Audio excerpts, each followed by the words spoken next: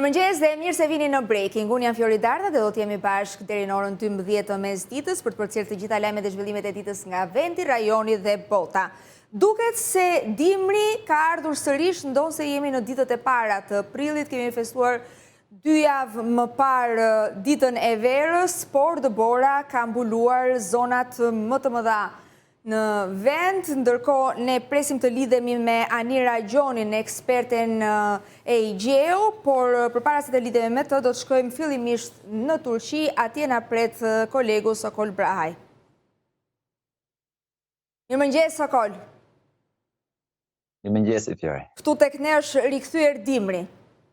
Ndërkohë që në Turqi duket situata përvoluese për shkak të situatës politike të krijuar në vend.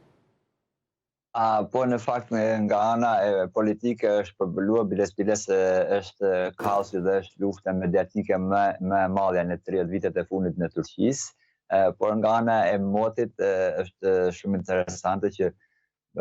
në këtë ditë, domethënë që çerek shekulli që jemi këtu, kemi dalë për jashtë me të shkurta më ashtu, kurse tani domethënë ka 2 ditë që e kemi hapur edhe kalendaren që të ndezim, domethënë kaloriferat me gaz, në gjendje jemi edhe pse Izmiri është një kohë ka një kohë shumë të bukur normalisht, tani është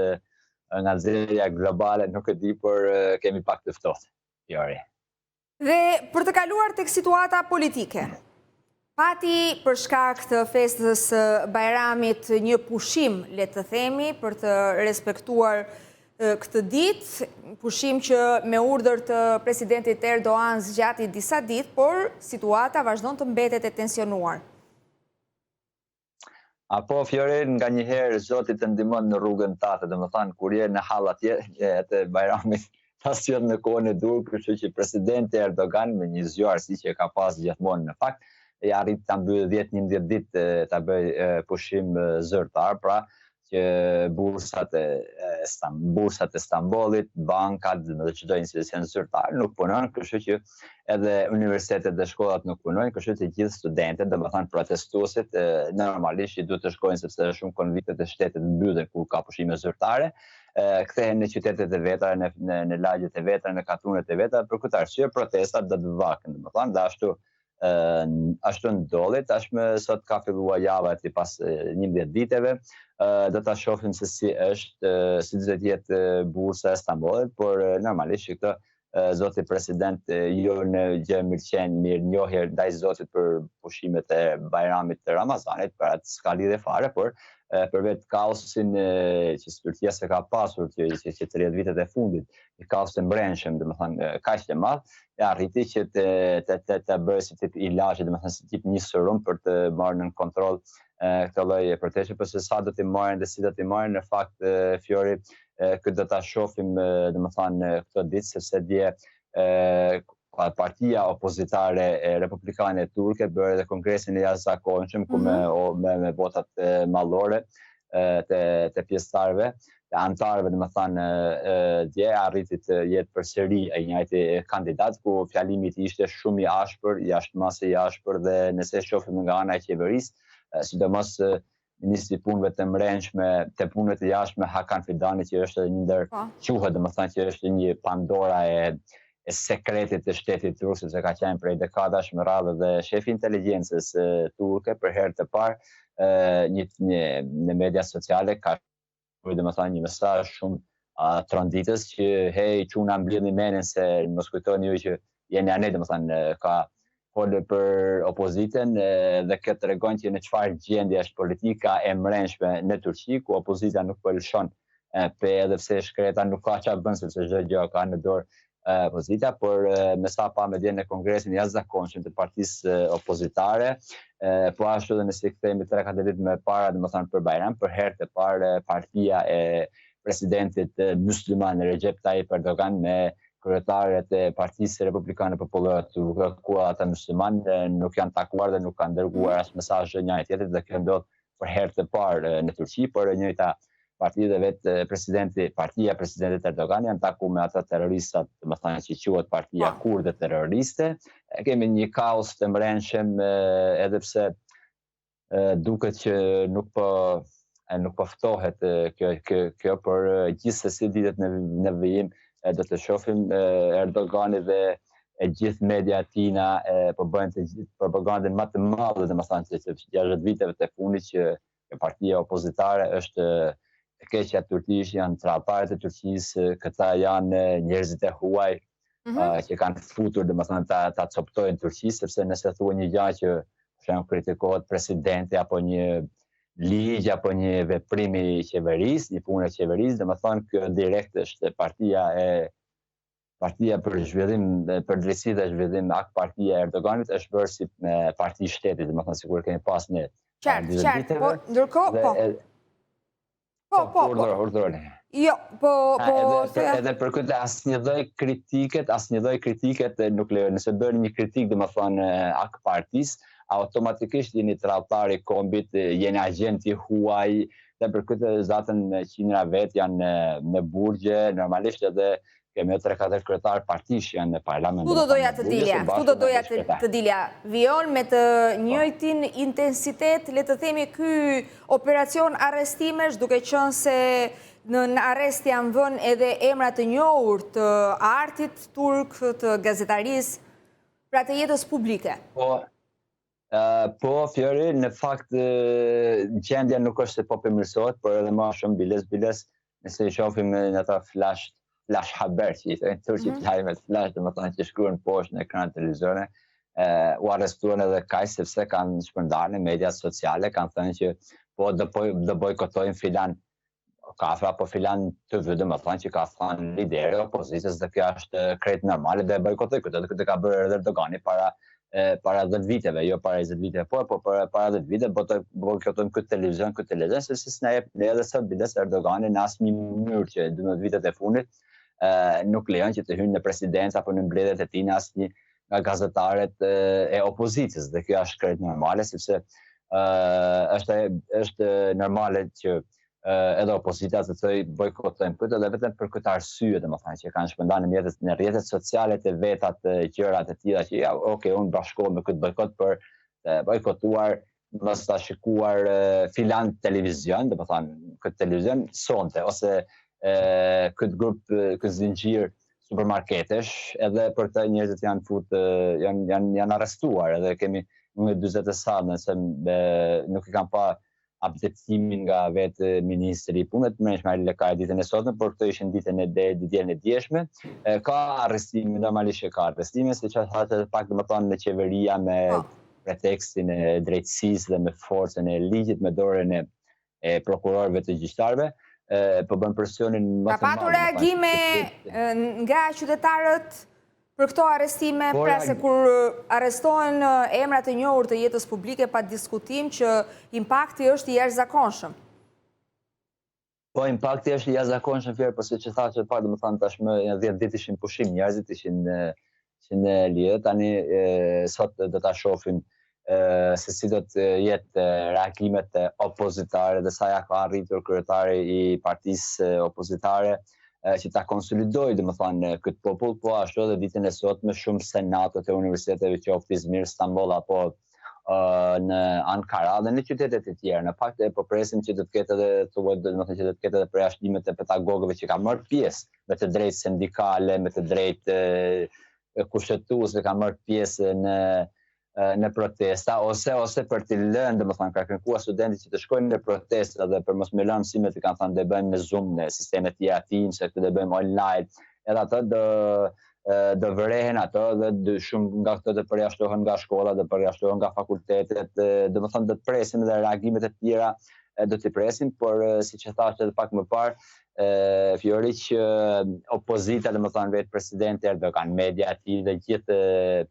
stafi i tij po bën një luftë shumë të kundër, sepse me vërtet tashmë ka ra shumë pikë kundër kësaj partie, dhe nëse ja arrin ta bind populli që Partia Republikane Popullore Turke është terroriste, është më e keqe sepse Abdullah Öcalani janë hajdutet, janë vjedhës, ata nëse ja arrin domethënë këtë, atëherë Erdogani do të vijë edhe shumë më shumë duke forcuar, sepse kemi pasur situata të tilla, domethënë me Ergenekon në kështu ku Erdogani ja ka arritur. Nëse Erdogani nuk i arrin të dali, domethënë të bind popullin që me të vërtetë janë tradhtarët e kombit, janë njerëzit hajnat e shtetit, atëherë Erdogani do të ulet në tavolinë, do të eliminojë domethënë nga faqja e dheut apo do të emigrojnë si shumë prokurorë të presidentit Erdogan, dhe e lënë fajin disa prokurorëve, ata hikun nga Turqia në Amerikën e këtej, siç ka pas shumë të tjerë. Por normalisht që tash do të shohim me vërtet që opozita sa do të arrisë të konsolidojë, sepse edhe vetë kur pritet që të rinisin protestat? Ka një njoftim? Tashmë, jo, do kemi këtë javë, do kemi një miting shumë të madh këtu në Izmir, në Samsung të Turqisë, atje domethënë është simbolike fjori që atje ka filluar Mustafa Kemal Atatürku kundra domethënë që ka filluar për të bërë modern, aty ka dalë me një anije, si nga ana simbolike do të fillojë atje dhe pritin që të kenë miliona njerëz atje, por në fakt edhe në ditën e parë të Bajramit që u bë, por edhe pse ishte boshatis po thua Stambolli, dita e parë ka qenë një ndër mitingjet më të mëdhej domethënë që janë bërë në historinë për në Stamboll. I vetmi miting që ka kaluar ka qenë vetëm puçi 15 korrikut 2016, që ka qenë opozitë gjithë bashkë. Por opozita vetë është parë herë që 2.2 milion njerëz janë mbledhur në bregdetin e Maltepes së Stambollit për protestë, dhe kjo me të vërtetë që e frikson, domethënë normalisht e frikson pozitën, e frikson presidentin Erdogan, po ashtu edhe frikson edhe median që janë totalisht me sytë mbyllur që përkrasin qeverinë, por do të shohim se si do të reagojë. Sokol, do doja të diskutonim pak marrëdhënien e Turqisë me Europën, me Shtetet e Bashkuara të Amerikës dhe me Rusinë. Vetëm pak ditë më parë u shpreh me nota, le të themi, me një konsideratë shumë të madhe për presidentin Erdogan, presidenti i Shtetet e Bashkuara të Amerikës Donald Trump, ndërkohë ne kemi diskutuar edhe më herët që tashmë Europa duket se është në duart e Turqisë për shkak të kapacitetit ushtarak që Turqia zotron. Nga ana tjetër, nuk e di mende se në çpik janë marrëdhëniet me Putin. Po, Flori, është një pyetje multidisciplinare në fakt. Amerika, Turqia dhe Izraeli në raport se shohim sidomos para ardhjes së administratës Trump dhe me ardhjen e Trumpit, kanë bërë një marrëveshje të paktë për lidhjen e mesme, ku Turqia nuk do bëjë zafare, do msheli gojen, do msheli syt, nuk do shohë fare atë që përban genocidin që përban Izraeli në Gazë dhe mbrëmjet e natës së kaluar, ku Turqia është krejt e thjesht pa asnjë lloj asnjë gjë nuk po bën, edhe nëse Turqia është një shtëria e dytë më e forta në NATO, mos të jetë zonja muslimane, gjëja që gjithë presidenti Erdogan vetë dhe gjithë stafi i tij thonë që kibla e parë, domethënë Kabeja e parë për ne është Jeruzalemi, është Kudusi, por nëse shohim përveç fjalimeve romantike, asnjë gjë tjetër, ndoshta edhe ndihmave humanitare nëse i lejojnë Izraelit të shkojë, dhe në këtë aspekt ka një marrëveshje shumë të mirë aty, por në anën tjetër në Siri edhe kjo që pat në folë edhe muaj më parë që Fiori, me sa duket Turqia nuk është një sukses i Turqisë, por është një sukses i marrëveshjes Ankara-Washington Tel Aviv, dhe kështu që unë poshtë Bashar Asadi, ku një diktator, erdhi njëri tjetër, dhe tashme Izraeli është futur deri në 7-8 kilometra, ishte orët e mbrëmjes afër pallatit presidencial të Ahmet e Sharas, domethënë edhe Turqia në asnjë mënyrë këtu nuk ka ndaj prononcim kryesor apo jetikus. Nëse shohim nga ana e Bashkimit Se kjo indiferencë. Pse kjo indiferencë, sepse kështu janë marrëdhëniet ndërkombëtare, dhe kjo për shembull nëse shohim nga Izraeli, sidomos orët e mesnatës, Fiori, media izraelite, media shumë të rëndësishme, arresjet të Tel Avivit, thanë që kryeministri Netanyahu po shkon në Amerikë, e vetmi arsye është që Turqia po na lufton neve, do na pushtojë neve Turqia, domethënë të gjitha prallat këtë Izraeli dhe Amerika gjithmonë kanë ndihmuar, që 20 vite kanë ndihmuar presidentin Erdogan, dhe sa herë presidenti Erdogan dhe qeveria e tij ka qenë në pozita të vështira, Izraeli për të ankohet, le të themi, po.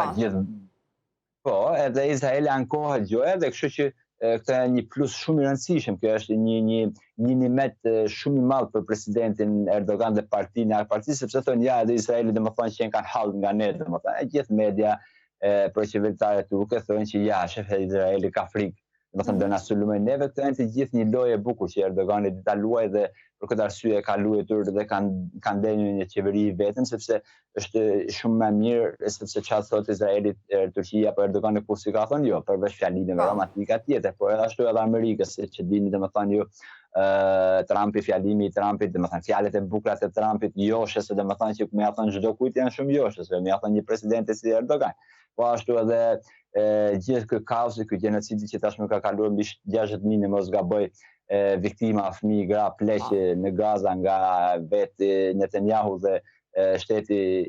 izraelit, po ashtu këto kanë ndodhur fiks 10-12 ditë pas takimit kokë me kokë të presidentit turk Recep Tayyip Erdogan dhe kryeministit Benjamin Netanyahu, kurse nëse vim nga ana e Europës që aty, po normalisht që tashmë Europa edhe me këto taksat doganore që erdhen 20%, me të vërtetë që Europa do të ikun nga e komforti i vet, do të shohë edhe një gjë tjetër, do të punoj arat e veta që thënë do të rrethoj bahçen e vet dhe kjo i duhet një ushtri. Për këtë në këtë pikë duket si është dorëzuar Turqisë.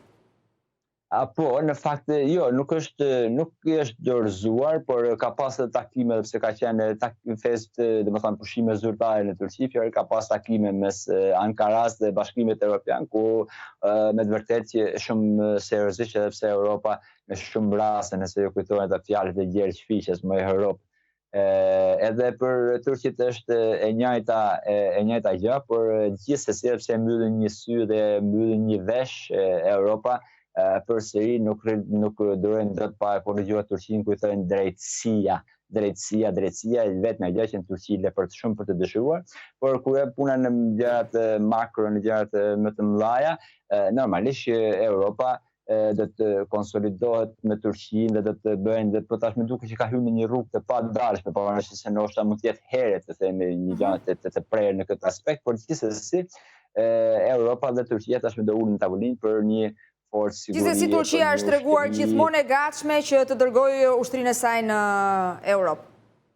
Po, është treguar dhe sepse është vetmja forcë ushtarake në NATO që ka burimet njerëzore pas Amerikës. Domethënë në kontinentin tonë është vetëm ushtri, se sa ka Rusia e pamë, domethënë nuk ka, po shkon duke mbledh njerëz nëpër male, nëpër pyje, nëpër gurina për të marrë ushtar, për shembull Rusia më e madhe. Po ashtu domethënë edhe vendet tjera nuk kanë, domethënë nuk kemi ushtar dhe për këtë arsye Turqia është e vetmja, sepse ushtrinë e Turqit e shohin si oxhaku i profetit Muhammed, domethënë që në këtë arsye romantike dhe fetare, teologjike janë, për këtë arsye ka ushtri Turqia, kurse në pyetjes nëse për punën me Rusisë, po Turqia i ka marrëdhëniet me Putin, zoti Erdogan i ka marrëdhënie me Putin, por me sa duket janë ftohur jashtëmasshëm, sepse si vjet politika apo politik bërësit amerikan, edhe pse sipas Trumpi tha do vion të ta mbajë luftën, kjo është shumë e qartë dhe nëse ju kujtohet patën folën përpara që kjo luftë nuk mbaron, sepse kjo është një gjë shumë e mirë për Amerikën. Putini atje po vazhdon po domethënë po hum për ditë, po hum ushtar, shkon nga Korea e Veriut andena dhe kështu që këtë arsye me këtë edhe në poshtë Europën, domethënë ja ul kokën e Europës Amerika, po ashtu edhe Rusisë, kurse Turqia këtu ka met në mes, sepse nuk po i shkon domethënë fjala do të tashmë presidentit Erdogan as në ana e Rusisë as në ana e Amerikës, kështu që bën thirrje vetëm për të ulur në tavolinë për diplomasi, por gjithsesi një gjë reale ose një post apo një karrige ende Turqia nuk ka arritur ta kapi këtu dhe këtu nëse kujtohet se shumë edhe nga opozita dhe edhe një sqarim të fundit. Sokol, edhe një sqarim të fundit për të rikthyer sërish tek situata në Izrael, marrëdhëniet me Izraelin. Turqia do të na pushtojë, ky është alarmi që lëshon Izraeli. Ka një reagim nga Erdogan? Po, domethënë këtë lloj prononcimesh domethënë nga Izraeli janë totalisht, domethënë, për të ndihmuar Erdoganin në një kolaps të mrenshëm politik që ka hyrë vetë ai me partinë e tij, domethënë sepse domethënë e dinë gjithë bota që mbështetësit e Erdoganit janë muslimanë, janë besimtar, ende çdo mendim kibla e pare, muslimanët është i Jeruzalemit, gjitha, duke thënë këtë, karikojmë ku Erdogani tashmë siç e thash pak më parë do ta shohim në marrëdhëniet ndërkombëtare mes dy shteteve me një vendi ku është kaos dhe është lufta, por gjithsesi këto janë për të ndihmuar postin, për të ndihmuar pozitën e Erdoganit në Turqi dhe jo për jashtë. Izraeli me Turqinë është e pamundur që të ashuhet, që të ketë një luftë, vetëm nëse NATO eliminohet, vetëm nëse Amerika i hik parandoria amerikane shuhet për një ditë që është e pamundshme, për ndryshme pra janë thjesht shashka që hidhen. Të falenderoj shumë Sokol për të gjitha. Të falenderoj shumë për të gjitha informacionet që ndave me ne, të uroj javë të mbarë, dhe nga Turqia do të kthehemi në Tiranë në nisje të emisionit, folëm për dimrin në ditët e para të prillit është rikthyer tashmë, vetëm 2 javë më parë kemi investuar ditën e verës, por bora ka nisur në shumë vende, në shumë qytete të vendit. Anira Gjoni nga Igeo është me ne. Anira, përshëndetje, një situatë e pazakontë. Po, është një situatë, një javë në të cilën do të vijojnë temperaturat e ulta, do të kemi një mot të ftohtë, por kemi ndërprerjen e rreshjeve të dëborës, ishin prezente për gjatë ditës që lam pas, pra ditën e diel, kishim rreshje në formën e dëborës në zonat malore në veri lindje dhe juglindje të vendit, ashtu siç ju e keni raportuar. Kjo situatë të ftohtit vjen për shkak të paqëndrueshmërisë vorteksit polar, i cili vjen nga Arktiku dhe sjell edhe këtë të ftohtë. Pra është një masë e ftohtë dhe e thatë, e cila vjen përmes ka depërtuar përmes Rusisë, duke hyrë në Poloni, në Ukrainë dhe më pas vjen drejt Ballkanit. Është si fenomen, ndodh zakonisht në stinët tranzitore, siç është pranvera ose vjeshta, dhe pra është thjesht një masë e ftohtë me origjinë nga Arktiku, e cila shoqërohet me rreshje në formën e dëborës dhe duke zbritur drejt jugut, sjell edhe rreshje pra dëbore dhe temperatura të ulta në zona më të ngrohta apo në vende ku nuk pritet në këtë periudhë kemi rreshje dëbore. Sa ditë pritet që të zgjas kjo situatë? Pra, edhe sa ditë do të zgjas dimri në vend? Kjo javë do të vijojë me më. I kemi larguar xhupat nga dollapët tanë. Duhet të rikthehemi? I mbajmë xhupat për gjatë kësaj jave, pasi temperaturat e ulta do të na shoqërojnë deri në fund të javës. Do të jetë dita e premte, ajo që do bëjë edhe kthesën, le ta quajmë kështu, të temperaturave. Më konkretisht për nesër, dita e martë, minimalet në Bregdet presim që të shënojnë 5 gradë dhe maksimale 12, në zonat e ulta minimale 2 dhe maksimale deri në 13, ndërsa në zonat malore presim që minimale të shënojnë -5 dhe maksimale të shkojnë deri në 5 gradë. Do të kemi një rritje të lehtë prej 1 gradësh për ditën e mërkurë të vlerave maksimale, ndërsa dita e ende do të sjellë sërish një rritje të vlerave maksimale të temperaturave prej 2 gradësh dhe dita e premte pra do të jetë ajo që do të sjellë edhe temperatura 0 apo 1 gradë në zonat malore, sepse për gjatë këtyre ditëve, pra nga e marta deri të njëjtë, në zonat malore do të vijojnë temperaturat të jenë negative nën 0. Kjo sjell edhe problematika për sa i përket ngritësave dhe e shoqëruar pra kjo rënje direkte pas rreshjeve të dëborës, sjell edhe ngricat dhe duhet patur kujdes kryesisht akset rrugore në zonat malore. Anira, vetëm javën e ardhshme do të mund të shijojmë pranverën siç duhet, apo jo? Po, do të jenë për të përdorur një gjuhë pak më popullore, më the që kjo periudhë tranzitore është e zakonshme, pra kur kalon nga një stinë në stinën tjetër. A janë këto plakat e prillit? Nga ana shkencore nuk mundet që ti quajmë plakat e prillit, por e shpjegoj me fenomenin e paqëndrueshmërisë masës së ftohtë të ajrit, e cila ndodhet mbi Arktik dhe ndodh, jo se është diçka e zakontë, por është një fenomen që mundet të ndodh përgjatë pranverës ose përgjatë vjeshtës, pra ndodh her pas here, jo me një rregullsi çdo vit apo në të njëjtën periudhë për çdo vit, por ndodh përgjatë stinës së pranverës ose stinës së vjeshtës si fenomen. Dhe domethënë këtë radhë do të zgjas një javë, do të jetë deri në fund të javës kjo sjellje. Nga viti 2015 e këtej, përgjatë muajit prill, jemi hasur pothuajse çdo vit me temperatura shumë të ulta për periudha të caktuara 2-3 ditë deri në një javë. Ka qenë si fenomen i njohur ku kemi patur praninë e breshërit ose praninë e ngricave përgjatë muajit prill dhe është një fenomen pra që është hasur më shpesh nga viti 2015 dhe në vazhdim. Ky 10 vjeçar i fundit le ta quajmë kështu. Aniera, të falenderoj shumë. Faleminderit juve. Punë të mbar, ishim me Aniera Gjonin, eksperte e IGEO. Ne do të kalojmë në një hapësirë të shkurtër publicitare, rikthehemi pas pak në breaking.